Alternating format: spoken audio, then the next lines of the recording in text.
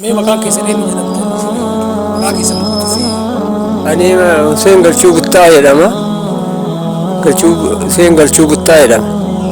Abdulakiim maqaa keessanii? Abdulakiim Lokiyya ka dhukkubee waggaa 4 olii gadiin deemee amma dadhabadhee amma obboleessi lammiin Oromoo hundina haa gargaaru jedhee ka biyya alaatiif biyya keessallee jedhee akkasii yaadu jira. Asiin dura uummanni Oromoo isin gargaaree jira. Wanni isin walitti qabamee yookaan isin kenname jira asiin dura. Harka tokko haga tokko nullee kennanii jira. Amma mee uummataan maal jettan? Mee uummata Oromoo isin argu kana maal itti dhaamattan uummata guutuu? Uummata guutuu amma waan itti dhaamannu akka nu qarqaartan amma dadhabannee jirra. Harki bakka waan tokko ofirraa fuunuu dhabnee amma torbee har'aa kana ammallee Finfinnee deebisaa jirra. Akka nu qarqaartan warri biyya alaa jiruu fi warri biyya keessallee jennee kana isin gaafanna. Mee obbo Amiin waa'ee Abdulakiim maal rakkina jiru? Asiin dura maal rakkina ture? Amma immoo maal akka barbaachisu mee gabaabinaan uummata Oromoo uummata si arguu jira kana waan jettu yoo jiraate mee. Assalamu alaikum warahmatullahi wabarakatuh. Maqaan kiyya Amiin Hussein Galchuu Guttaa naan jedhanii obboleessa Abdulakiim Hussein.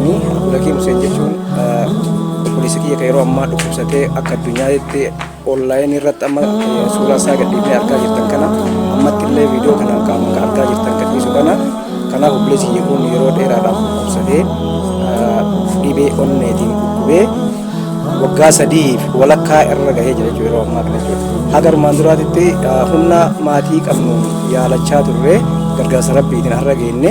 Kanaaf obboleessi kun dhiba kanarraa dandamachuu waan hin danda'iniif yeroo ammaatti dhiyeenya hospitaala Finfinnee geessinee hospitaala Qidduus Phaawulos jedhamutti yaalaa turre.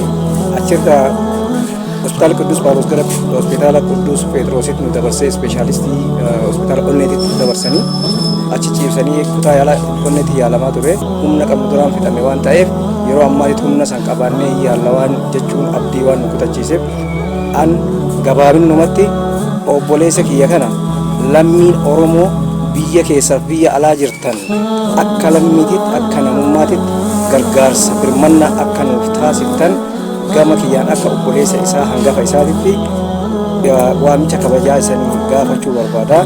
Akkuma kaleessaa isanii akka nu gargaartan warra kalee nu gargaartaniif qaama nu gargaaraa jirtanillee kabajaa fi ulfina teessanii mala isanii jechuu barbaada.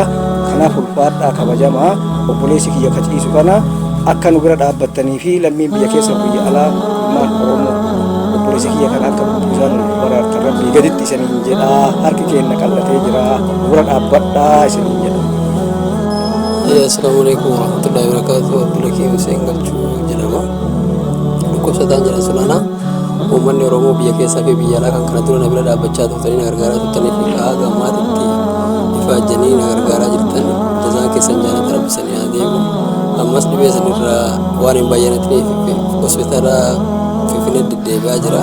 Kanaaf ammas na bira dhaabbadhaa isinii jechuu barbaada. Uummanni Oromoo biyya keessaa fi biyya alaa jirtan hundinuu jechuu barbaada. Ayyee duraan dursee assalamu alaikum warahmatullahi wabarakatuh. Akkam nagaa jirtu warri amantii biraa. Akkuma dura jalqaba dubbachuuf yaalletti obboleessi keenya kun waggaa dheeraaf dhukkubee hospitaala garaagaraatti deddeebi'aa ture. Ammas dhukkuba sanirraa fayyanatuu hin dandeenye. Amma immoo yoo rabbi jedhe torbee takka booda gara hospitaalaa deebi'a. Yeroo ammaa kana obboleessi keenya kana qaamaan bira dhufnee isa ilaaluu jirra. Bulii torba booda gara hospitaalaa waan deebi'uuf uummanni Oromoo biyya keessa biyya alaa namni kamiyyuu jecha namni namummaan itti dhagahame nama gargaaruuf nama ta'uun qofni hin ga'a. Kanaaf waan dandeettaniin bira dhaabadhaa. Waan dandeettanii lubbuu obboleessa keenya kana waliin taanee haa oolchinu isiniin jedha. Namni ammoo viidiyoo kana agartan sheer gochuun nama hin dhageen maraa dhageessisaa kun adaraa isiniin jedha. Galatooma.